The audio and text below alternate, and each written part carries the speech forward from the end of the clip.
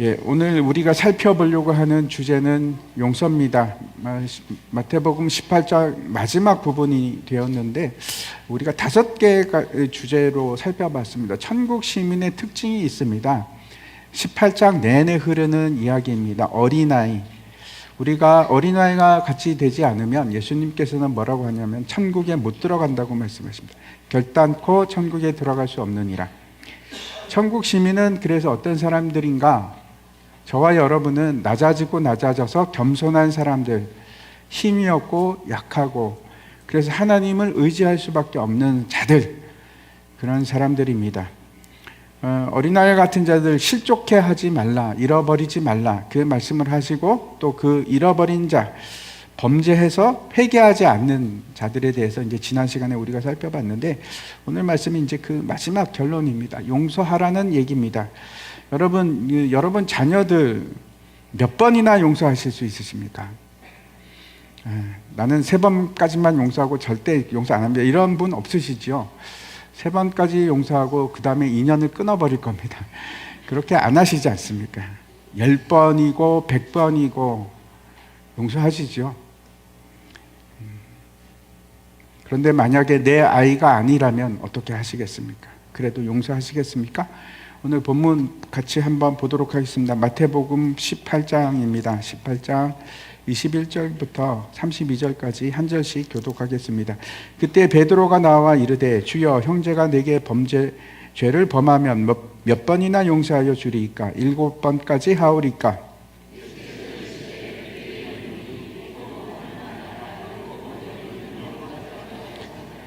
그러므로 천국은 그 종들과 결산하려 하던 어떤 임금과 같으니 갚을 것이 없는지라 주인이 명하여 그 몸과 아내와 자식들과 모든 소유를 다 팔아 갚게 하라 하니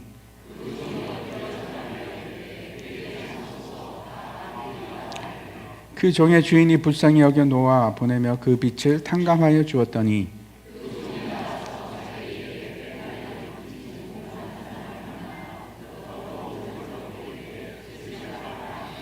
그 동료가 엎드려 간구하여 이르되 나에게 참아 주소서 갚으리이다 하되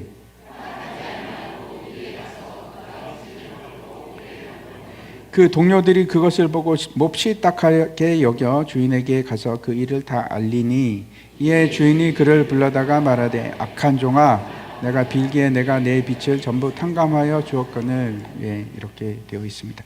최근에 유행하는 영화 시리즈 중에 하나가 여러분 이제 마동석 씨가 나오는 범죄도시 혹시 보셨습니까? 저 영화가 금년에 1000만 명이 넘었다고 합니다. 2탄도 그랬는데 3탄도 그렇게 빅히트를 했습니다. 저도 이제 여름에 휴가 때 저걸 하여튼 보게 됐습니다. 굉장히 잔인한 장면도 많고 폭력적인데 사람들이 무지하게 좋아하는 것 같았습니다. 왜 그렇게 좋아할까요? 그 액션씬이 너무 멋들어져서 그럴까요?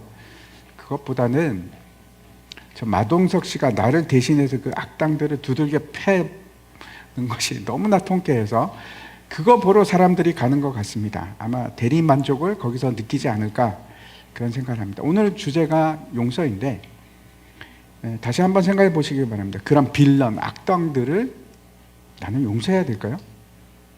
아니면 그냥 싹 쓸어버릴까요? 저기 뭐라고 되어 있습니까? 싹 쓸어버린다. 싹 쓸어버려야 됩니까? 어떻게 하는 것이 맞습니까? 용서란 도대체 뭔가? 제가 이 본문을 보면서 내가 용서를 잘 모르고 있었구나. 개념 정리가 잘 안 되는구나 하는 생각이 들었습니다. 그래서 이제 체크리스트를 갖고 왔습니다. 사실 이거는 릭 워렌 목사님 만든 건데 제가 조금 만들어 봤습니다. 변형시켜 봤습니다. 한번 보시기 바랍니다. 5개의 문항이 있는데 저 중에서 옳은 문항은 몇 번입니까? 어떤 문항이 틀린 겁니까? 잘 안 보이시면 제가 읽어드리겠습니다. 첫 번째, 용서를 구할 때까지는 용서할 수 없다. 용서란 죄를 가볍게 하고 그 죄로 인해 받는 고통을 최소화하는 것이다. 용서는 신뢰를 회복하고 다시 연합된 관계를 맺는 것이다. 4번째, 진짜 용서를 하기 위해서는 그 죄를 다 잊어버려야 한다. 5번째, 만약 어떤 사람이 고통을 받는 것을 본다면 당신은 가해자를 용서해야 한다. 어떤 게 맞을까요? 어떤 게 틀립니까? 1번 제가 답을 말씀드리겠습니다. 1번 한번 보십시오. 용서를 구할 때까지는 용서할 수 없다. 맞습니까? 틀립니까? 틀립니다. 진정한 용서는 무조건적입니다. 어떤 요구사항이 없습니다. 용서는 내가 하는 겁니다. 저쪽에서 조건을 매다는 거 그런 거 아닙니다. 예수님께서 십자가상에서 기도를 하셨습니다. 뭐라고 하시는가 하면 아버지 저들을 사하여 주옵소서 저들은 자기들이 하는 것을 알지 못함이니이다 라고 기도를 하셨습니다. 혹시 그때 누군가 와서 예수님 죄송해요 제가 잘못했습니다 이렇게 용서를 빌었기 때문에 용서하셨습니까? 아니죠. 그런 사람 한 명도 없었습니다. 그럼에도 불구하고 예수님께서는 그들을 용서하셨습니다. 조건이 아닙니다. 그냥 하는 겁니다. 2번을 한번 보십시오. 용서를 하면 죄가 가벼워지는가? 아닙니다. 그렇지 않습니다. 누군가 여러분에게 죄송해요 제가 잘못했습니다. 그러면 우리는 어떻게 합니까? 아닙니다. 괜찮아요. 뭐 별것도 아닌데 아픈데도 하나도 안 아파요. 괜찮아요. 그냥 그렇게 하지 않습니까? 그렇지만 우리가 말하고 있는 이 용서는 죄에 관한 용서입니다. 제가 드리는 말씀은 이런 겁니다. 예수님이 이제 십자가상에 있는데 예수님께 저 때문에 십자가를 지셨네요. 예수님 정말 죄송합니다. 그랬더니 예수님께서 뭐 이런 거 가지고 괜찮아. 별거 아니야. 조금 아프다 말겠지. 그러실까요? 예수님께서? 아니요. 그렇게 하지 않으십니다. 왜 그렇습니까? 그 십자가의 용서는 결코 가볍게 누릴 수 있는 것이 아니라서 그렇습니다. 용서하는 것과 죄가 죄가 아픔이 사라지는 거 이거 다른 문제입니다. 전혀 다른 문제입니다. 그래서 이것도 틀렸습니다. 3번 한번 보십시오. 용서는 신뢰를 회복하고 다시 연합하는 관계를 맺는 것이다. 맞나요? 틀리나요?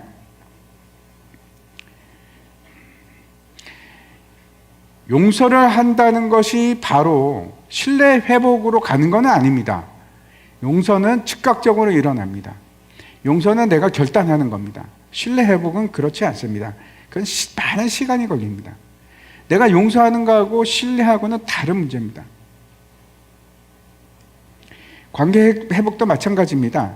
그 역시 시간이 많이 걸리죠. 용서라는 것은 서로의 관계 속에서 생겨나는 것이 아니고 오로지 내게 속한 문제입니다. 다시 말씀드려서 내가 결단하고 내가 하는 것입니다.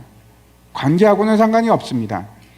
제가 말씀드리는 것은 그래서 용서는 하되 저 사람은 멀리하라 이런 얘기가 아닙니다. 그런 말이 아니라 신뢰나 관계 회복과 용서는 다른 문제라서 그렇습니다. 일단 용서하는 겁니다. 그 뒤에 신뢰가 생길 때까지 다시 관계가 회복될 때까지 시간이 걸리겠죠. 그거와 상관없이 용서하는 겁니다.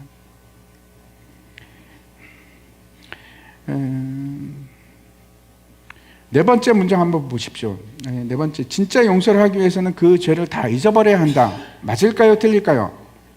틀렸습니다. 맞지 않습니다. 저 사람의 죄를 말끔하게 내가 잊어버리는 게 용서라고 생각하시지 마십시오. 그거하고 용서하고 상관이 없습니다. 하나님께서 우리 죄를 더 이상 기억치 않겠다고 성경에서 여러 번 말씀을 하십니다. 그게 무슨 뜻일까요? 그래서 하나님은 기억을 지워버리셨습니까? 그런 얘기일까요? 하나님이 그런 뜻이 아닙니다. 그럼 무슨 뜻입니까? 유죄에 대한 기록을 말씀하시는 겁니다. 우리가 이제 범죄를 하면 호적에 빨간 줄이 갔다 뭐 이런 얘기 하지 않습니까? 진짜로 빨간 줄 가는 거 아니죠. 기록이 남습니다. 벌금형을 받아도 그게 평생 거기에 기록이 되어 있고 범죄자입니다. 유죄입니다. 지워지지 않습니다. 근데 하나님께서 우리의 그 모든 죄악들을 다 말소시키겠다는 겁니다. 우리 호적은 그래서 깨끗해집니다. 예수 그리스도로 인해서 범죄 기록이 없어지는 겁니다. 그걸 얘기하는 겁니다. 더 이상 기억치 않겠다는 겁니다. 그 범죄의 기록을. 내가 더 이상 기억이 나지 않아야 용서가 되는 것도 아니고 그렇게 해야 진짜 용서가 되는 것도 아닙니다. 그냥 내가 그렇게 하기로 결단하는 겁니다. 용서하기로 상관이 없습니다. 아픈 기억과 상관이 없습니다. 잊을 때까지 내가 기다리겠다. 아니요, 그렇게 하는 거 아닙니다. 용서는 그냥 하는 겁니다. 다섯 번째 보시기 바랍니다. 만약 어떤 사람이 고통을 받는 것을 본다면 당신은 가해자를 용서해야 한다. 맞습니까? 틀립니까? 우리는 용서해야 하기 때문에, 그 의무가 있기 때문에, 이 사람이 지금 피해자가 있고 가해자가 있는데 가해자를 용서해야 됩니까? 그렇지 않습니다. 이건 다른 문제입니다. 우리가 계속 헷갈리시죠? 다른 문제입니다. 이거는 공의의 문제입니다. 용서의 문제가 아니고 공의의 문제입니다. 용서를 한다고 해서 고통이 사라지는 것도 아니고, 용서를 한다고 해서 그 죄가가 사라지는 것도 아닙니다. 용서는 내 문제입니다. 내 문제. 내 안에서 분노하는 일을 그치는 것이고, 내 안에서 복수하지 않겠다고 다짐하는 것이고, 내 안에서 그 쓴뿌리, 아픔을 이제 없애버리는 겁니다. 그게 용서입니다. 지금 이 문제는, 이 다섯 번째 이 문장은 나의 문제가 아니고 악의 문제에 관해서 묻고 있는 겁니다. 그래서 내가 만약에 배심원이 되었다. 그러면 내가 용서해야지. 그리고 그 사람이 죄인인데도 불구하고 무죄라고 할 겁니까? 아니요. 그러면 안 되죠. 공의의 문제입니다. 유죄입니다. 나는 용서했습니다라고 할 수 있는 문제가 아닙니다. 그 사람을 우리가 받아들여야 하지만 죄는 무시하거나 용납할 수는 없습니다. 참 어렵죠. 용서를 이해하는 것도 이렇게 힘듭니다. 아주 간단하게 제가 요약을 드리겠습니다. 용서는 조건이 없습니다. 그리고 용서는 용서한다고 해서 죄가가 사라지지도 않고 아픔이 줄어들지도 않습니다. 그런 거하고 상관이 없습니다. 오늘 본문으로 돌아가서 21절 말씀 보시기 바랍니다. 그때 베드로가 나와 이르되 주여 형제가 내게 죄를 범하면 몇 번이나 용서하여 주리이까? 7번까지 하오리이까? 베드로가 질문을 합니다. 몇 번을 용서를 해야 됩니까? 왜 이런 질문을 할까요? 그 시작이 이제 그때에 라고 합니다. 앞에 거랑 연결이 됩니다. 그래서 왜 베드로가 이 질문을 하는가? 바로 앞에서 예수님께서 범죄한 형제에 대해서 얘기했기 때문에 그렇습니다. 범죄를 했을 때 어떻게 합니까? 처음 한 사람이 찾아가고, 두 번째 두세 사람이 가서 다시 권면하고, 그래도 회개하지 않으면 다시 교회 앞에서 알립니다. 그래도 회개하지 않으면 어떻게 합니까? 이방인 세리처럼 여기는 겁니다. 그 얘기를 하는데 그건 회개했을 때고, 그렇지 않은, 회개하지 않았을 때고, 만약 그가 용서를 구한다면 어떻게 해야 됩니까? 베드로가 그걸 묻는 겁니다. 7번이면 충분하지 않겠습니까? 우리는 몇 번이나 용서할 수 있습니까? 여러분은 몇 번까지 하실 수 있습니까? 우리 흔히 그러지 않을까? 이게 마지막이야. 한 번만 더 하면 이제 끝장이야. 더 안 돼. 이게 우리의 마음입니다. 그렇죠? 저만 그런 거 아니죠? 여러분도 그렇습니다. 그렇죠? 아닌 분도 계시겠지만 베드로가 지금 굉장히 파격적인 제안을 하는 겁니다. 7번까지 하겠습니다. 당시 전통이 있습니다. 어떤 전통인가 하면 요셉 벤 하니나라는 랍비가 있는데 그분이 이런 말을 했습니다. 사람이 용서를 구해도 3번 이상은 용서하지 말라. 이게 그 당시의 전통입니다. 하니나만 그런 말을 한 것이 아니고 다른 분들도, 다른 그 랍비들도 그 얘기를 했습니다. 이게 유대인의 전통인데 딱 3번까지입니다. 3번 넘어가면 버릇이 없어지든지 문제가 심각하든지 아마 그렇게 생각한 것 같습니다. 그래서 지금 베드로는 7번이라고 한 것은 되게 이제 자신만만하게 내가 7번이라고 하면 예수님께서 칭찬하시겠지? 이런 생각이 아마 있었을 것 같습니다. 근데 예수님께서는 뭐라고 대답을 하실까요? 22절 한번 보시기 바랍니다. 예수님께서 이르시되 내게 이르노니 7번뿐 아니라 7번을 70번까지라도 할지니라. 이건 파격을 넘어서서 우리가 도저히 이해할 수 없는, 도저히 실행하기 힘든 불가능을 말씀하고 계십니다. 7번을 70번이라고 하니까 7, 49, 490번까지만 해야 되나? 그거 넘어서지요. 그런 뜻이 아니라 7대가 이제 완전한 숫자니까 이거는 완전히 계속해서 용서하라. 그런 뜻입니다. 왜 우리가 용서를 해야 됩니까? 예수님께서는 왜 이런 걸 우리에게 요구하시지요? 하기 싫은데. 잠언 말씀 한번 보시기 바랍니다. 19장 11절입니다. 우리 함께 읽도록 하겠습니다. 시작. 노하기를 더디하는 것이 사람의 슬기요 허물을 용서하는 것이 자기의 영광이니라. 노하기를 더디하는 것이 슬기라는 것은 통찰력, 놀라운 지혜, 그런 뜻입니다. 노하지 마십시오. 더디하십시오. 두 번째 얘기하는 것이 허물을 용서하는 것이 자기의 영광이라, 이렇게 얘기하는데, 이 영광이라는 것은 어떤 뜻인가 하면 빛이 나고 아름답고, 이거는 사람이 들을 수 있는 최고의 칭찬입니다. 여러분, 용서를 하면 이 사람한테 영광이 있답니다. 그거는 이 사람이 지금 최고의 일을 한 겁니다. 그게 용서입니다. 가정 안에서는 용서가 됩니다. 왜 그렇습니까? 아이들이 잘못한다고 어떻게 할 수 없잖아요. 가족이니까. 근데 교회 안에서는 왜 우리가 용서하지 못할까요? 진짜 우리가 모여있는 공동체가 예수 그리스도의 몸이라면, 우리가 하나님의 권속이 되었다면, 여러분이 진짜 우리가 가족이라고, 형제 자매라고 느낀다면 용서하는 것이 맞지 않겠습니까? 용서는 최고의 미덕입니다. 용서는 교회의 핵심입니다. 용서는 교회 연합의 키입니다. 용서는 사랑의 핵심입니다. 만약 용서하지 못하면 절대로 우리는 하나의 공동체로 남아있을 수가 없습니다. 깨지죠. 반드시 깨야죠. 용서는 해도 되고 안 해도 되고, 여러분 혹시나 그렇게 생각하십니까? 아이, 목사님 저 괜찮아요. 저 안 하고 그냥 살 수 있습니다. 아니요. 그런 문제가 아닙니다. 그런 문제가 아닙니다. 이거 하나님의 명령입니다. 하나님께서 친히 예수 그리스도를 통해서 우리에게 보이신 구원의 방법입니다. 용서는 구원의 방법입니다. 예수님께서 7번씩 70번이라도 용서하라 말씀하셨고, 그것을 우리에게 이해시키기 위해서 비유로 말씀하십니다.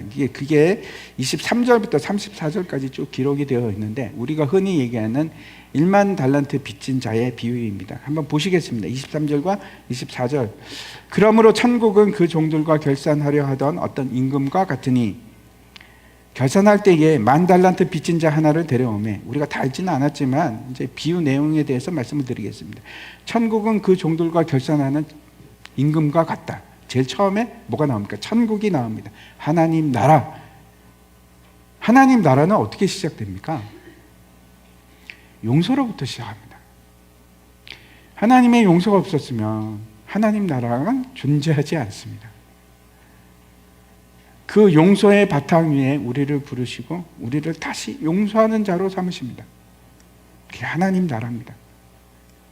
한 임금이 있는데 그 종들과 결산을 합니다.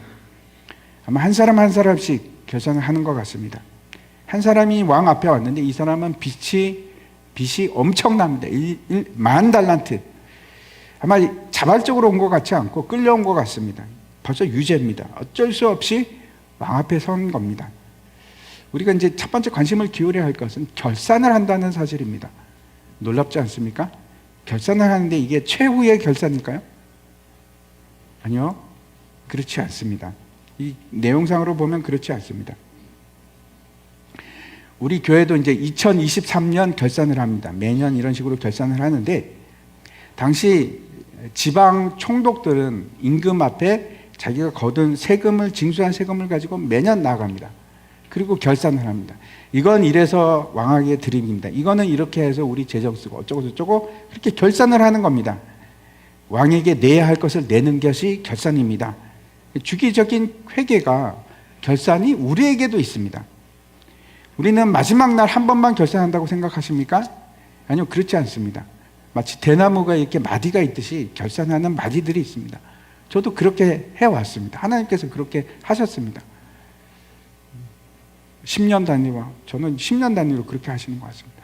그래서 저는 내년이 저희 결산의 해입니다. 하나님과 그동안 어떻게 됐는지, 그리고 또 세세하게 그때마다 결산이 있었습니다. 지금도 우리에게 계속 책임을 물으십니다. 너 어떻게 살고 있니? 너는 어떻게 결산할래? 우리에게 그렇게 말씀하십니다. 우리는 청지기로 부름을 받았고 내 위치에서 지금 하나님의 일을 해야 됩니다. 당연히 하나님께서 결산을 요구하십니다. 그냥 두고 가만히 보고 계시는 하나님이 아니십니다. 여러분 도망 다니십니까? 이 사람은 도망 다닌 것 같습니다. 요리조리 결산 안 하고 피해 다니는 사람 같습니다. 물론 마지막 때 총 결산이 있습니다. 내 삶 전체를 놓고 하나님 앞에서 결산하는 시간이 있습니다. 하지만 우리에게 해야 될 회개 처리가 있습니다. 이 종은 1만 달란트를 빚을 졌는데 도대체 어떻게 하다가 이렇게 이 빚을 많이 졌나? 아마 이 사람은 지금 횡령을 한 거 아닌가? 그리고 유죄 판결을 받은 상태입니다. 1만 달란트라는 돈이 얼마나 큰 돈인가? 여러분 잘 느낌이 안 오시죠? 당시에 이제 로마 정부에서 세금을 걷는데 사마리아하고 유다하고 이드메하고 그 영역을 세금을 거둘 때 1년에 얼마나 거뒀는가 하면 600달란트입니다. 600달란트.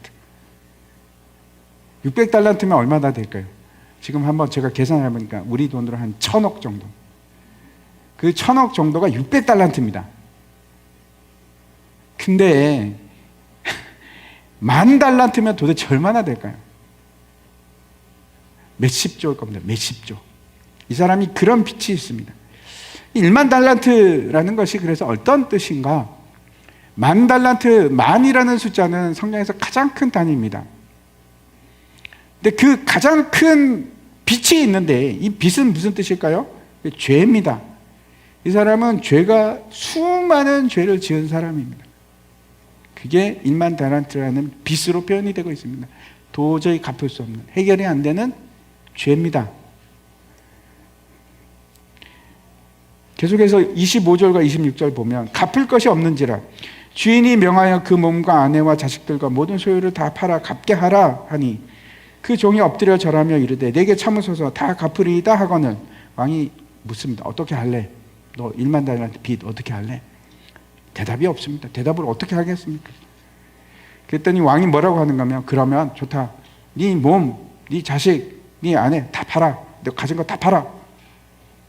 그랬더니 그때야 그 종이 어떻게 하는가 하면 왕 앞에 엎드립니다. 제발 참으소서. 나에게 기회를 주십시오. 제가 다 갚겠습니다. 그렇게 얘기합니다. 죄의 값은 무엇입니까? 죽음입니다. 그렇죠? 근데 지금 여기서 다 팔라고 명하는 것은 너무 후하지 않습니까? 이게 무슨 뜻입니까? 사람의 몸값이 1만 달란트하고 어떻게 비교가 됩니까? 당시에 이제 종의 몸값이 은 30이었는데 근데 여기는 1만 달란트 너무 적지 않습니까? 하나님께서 지금 이 사람에게 생명을 요구한 것이 아니고 뭘 요구하는가 하면 노예로 팔겠다는 겁니다. 노예로. 당시에는 흔한 일입니다. 빚을 지면 갚을 게 없으면 노예로 팔려갑니다. 자유인이서 자유인이 아니고 노예가 되는 거죠. 근데 이걸 영적으로 말씀드리면 어떤 뜻인가 하면 이 사람은 노예로 팔리는 겁니다. 누구의 노예? 죄의 노예. 어둠의 노예. 죄의 종으로 살아가는, 내주는 일입니다. 그 사람이 기다려달라고 합니다. 갚겠다고. 이게 가능합니까? 불가능합니다. 아무리 일을 해도 뭘 팔건 수십조를 어떻게 갚겠습니까? 그런 돈이 아닙니다. 근데 왕이 그 말을 믿었을까요? 더 놀라운 사실이 있습니다. 그럼에도 불구하고 그 하나님은, 주인이죠. 그 하나님은 그에게 은혜를 베풉니다. 야, 이게 그 빚을 다 탕감해 주는 겁니다. 그냥 이 사람이 뭐 한 게 뭐가 있습니까? 기회를 달라고 했는데.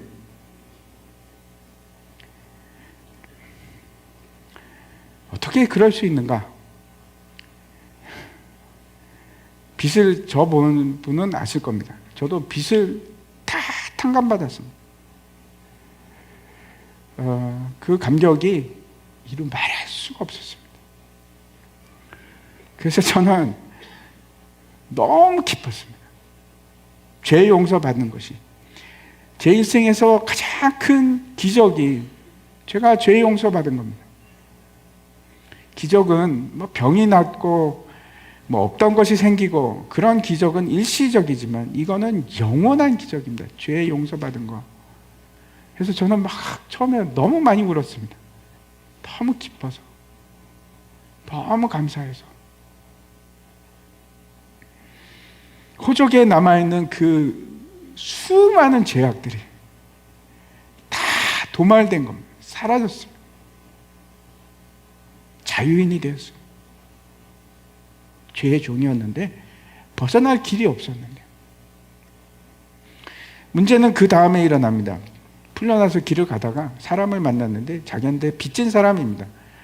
100달란트 빚진 사람인데, 데나리온, 100데나리온을 빚을 진 사람인데 멱살을 잡습니다. 아니, 이 자식 돈 내놔. 100데나리온이 어느 정도 되는가 하면은 지금 우리 돈으로 따지면 한 1000만 원 정도 됩니다. 여러분 상상이 가십니까? 지금 1만 달란트랑 비교가 안 되는 그런 돈인데 똑같은 상황이 연출이 됩니다. 그 동료가 엎드려서 똑같이 요구합니다. 나에게 기회를 주십시오. 참으시고 기회를 주십시오. 제가 갚겠습니다. 이거는 갚을 수 있는 돈입니다. 근데 어떻게 하는가, 이 사람이 자신은 용서를 받았지만 용서하지 않습니다. 옥에 고소해서 옥에 집어넣습니다. 그리고 그 얘기가 주인에게까지 들어가고 주인이 뭐라고 하는지 한번 보시기 바랍니다. 32절부터.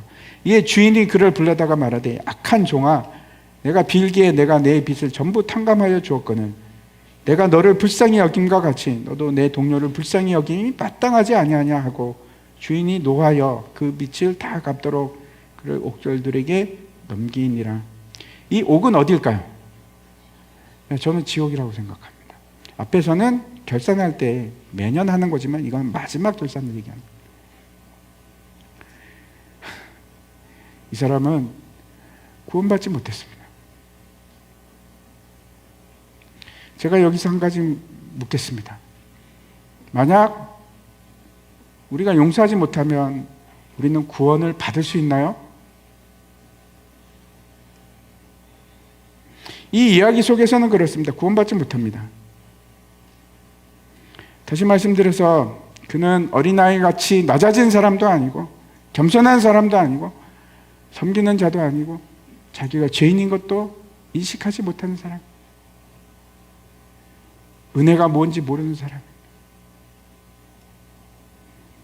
그런 사람은 구원받았다고 얘기할 수가 없습니다. 용서할 줄 모르는 사람이 그런 사람입니다. 왜 우리가 용서해야 되는가요? 그 이유에 대해서 말씀을 드립니다. 첫 번째, 우리가 용서해야 되는 이유는 예수님께서 우리에게 그렇게 명령하셨기 때문에 7번씩 70번이라도 용서하라고. 이게 예수님의 명령입니다. 왜 그렇게 명령하셨을까요? 왜 용서하라고 하실까요? 하나님께서 우리를 용서하셨기 때문이라고 말씀을 하십니다. 마태복음 6장 말씀 한번 보시기 바랍니다. 너희가 사람의 잘못을 용서하지 아니하면 너희 아버지께서도 너희 잘못을 용서하지 아니하시리라. 만약에 우리가 용서하지 못하면 하나님의 은혜를 받았다고 얘기할 수 있을까요? 내가 죄인이라고 고백하는 게 진짜 맞을까요? 은혜를 체험한 것이 아니고 그냥 은혜를 아는 겁니다, 그건. 여전히 나는 낮아진 상태가 아니고 세상이 나를 중심으로 해서 돌아가야 되는 그런 겁니다. 하나님의 은혜를 알았다면 용서해야죠.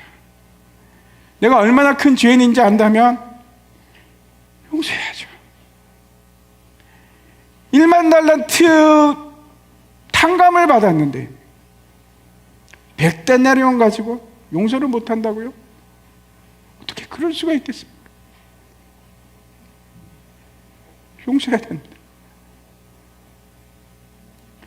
왜 우리가 용서하지 못합니까? 첫 번째, 내가 저 사람보다 옳다고 생각하니까. 두 번째, 나는 저 사람보다 괜찮은 사람이라고 생각하니까. 세 번째, 내가 저 사람 때문에 고통을 받는다고 생각하니까. 그 사실입니까? 정말 그런가? 우리에게는 의라는 게 존재하지 않습니다. 우리는 다 죄인이지 우리 의는 하나도 없는데 이만큼도 없습니다. 우리가 가지고 있는 의는 예수 그리스도의 의밖에 없습니다. 내 의라고 주장하지 마십시오. 나는 의가 없습니다. 나는 저 사람보다 의롭지 못합니다. 다들 똑같은 사람. 내가 저 사람보다 괜찮은 사람입니까? 정말 그렇습니까? 천국은 어린아이와 같은 자들의 특징을 가진 사람입니다. 높아지려고 하는 사람이 아니고 낮아지려고 하는 사람, 인정받으려고 하는 사람이 아니고 밑에 내려가서 섬기는 사람.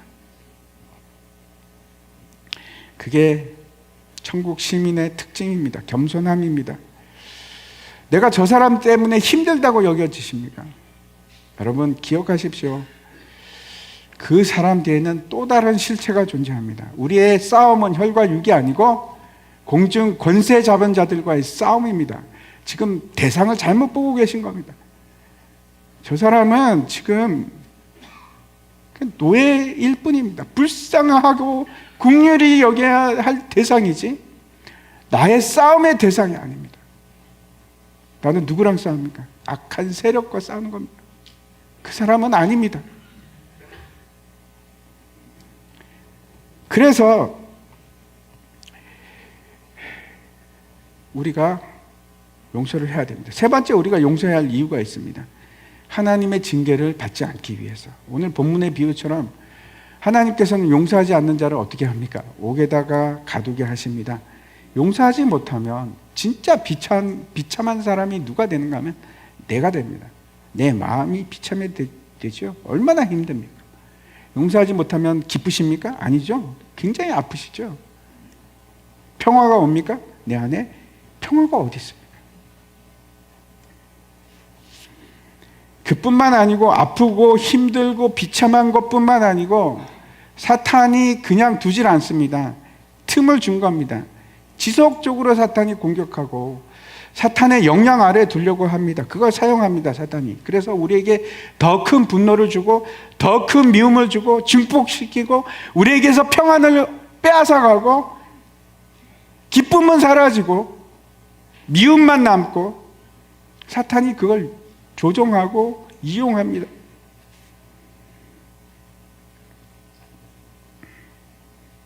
내 마음에 평안이 없어진, 용서하지 못하면 그렇다는 거 우리가 다 잘 알고 있지 않습니까?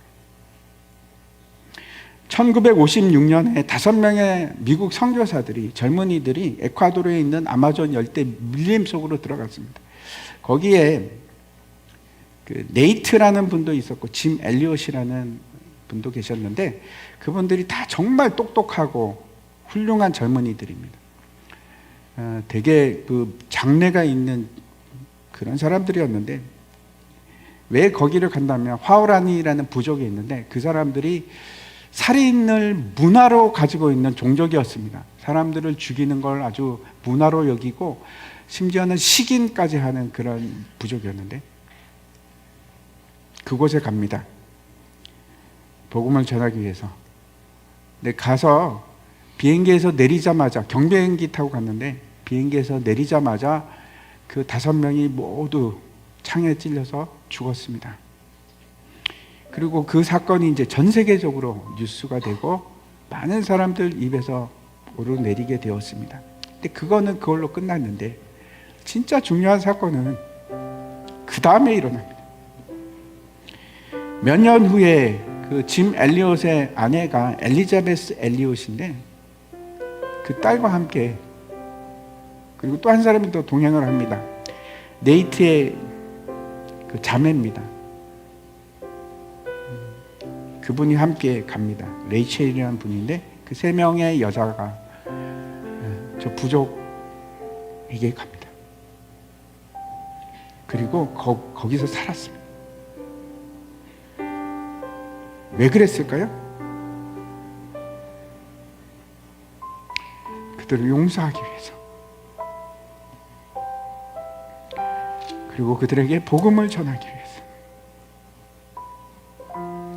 그 사람들에게 진짜 사랑이 무엇인지 보여주기 위해서 그곳으로 갔습니다. 결국 어떻게 되었는가 하면 그 부족장이 변하고 기독교인이 되고, 그리고 그 선교사들을 죽였던 5명의 사람들이 모두 다 예수 믿는 사람들이 됐습니다. 저것이 용서입니다. 우리가 다른 사람들을 용서하기 위해서 해야 될 것이 있습니다. 첫 번째, 먼저 복수의 권리를 포기하는 겁니다. 로마서 한번 보여주십시오. 12장 19절입니다. 내 사랑하는 자들아, 너희가 친히 원수를 갚지 말고 하나님의 진노하심에 맡기라. 기록되었으되 원수 갚는 것이 내게 있으니 내가 갚으리라.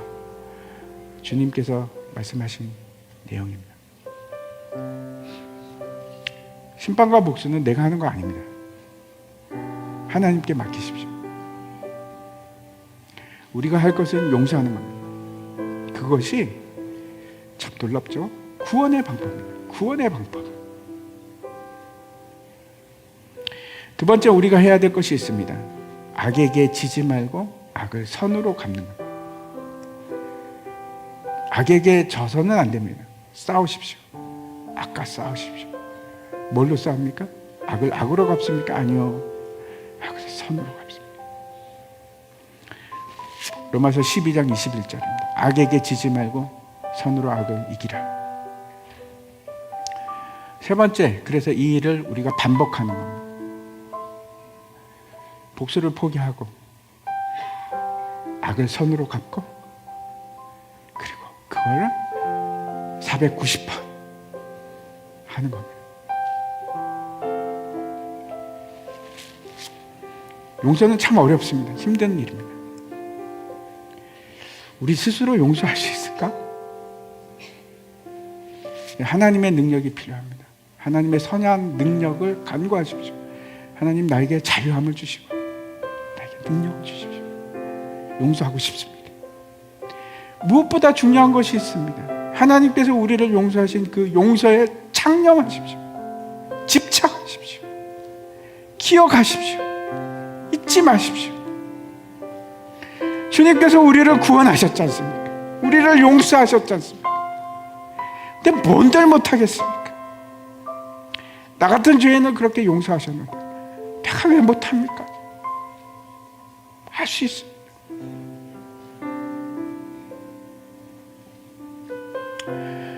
교회는 용서하는 곳입니다. 때로는 참 안타깝습니다. 왜 용서를 안 하실까?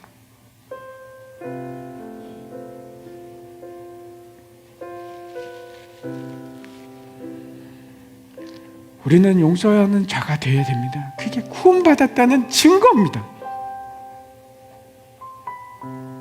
그게 겸손하다는 증거입니다. 그게 천국 시민의 증거라니까요. 세상 사람들은 못하죠. 못합니다. 그거 어떻게 합니까? 우리는 할 수 있습니다. 그리고 해야만 합니다.